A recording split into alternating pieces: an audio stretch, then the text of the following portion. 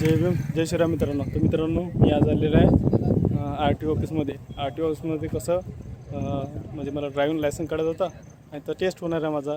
आणि जर तुम्ही जर ड्रायव्हिंग म्हणजे लायसन काढत असेल तर तो राऊंड कसं राहते, शेप कसं राहते ते तुम्हाला या व्हिडिओमध्ये दाखवतो. तुम्हाला तो कसं ग्राउंड आपण लायसन द्यायच्या अगोदर ते आपल्याला गाडीचा राऊंड मारायला होता.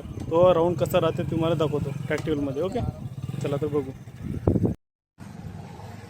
तर फायनली मित्रांनो माझा पेपर झालेला आहे. मस्त सही सलामत माझा टेस्ट पेपर गेलेला आहे मित्रांनो ड्रायव्हिंग लायसन्सचा.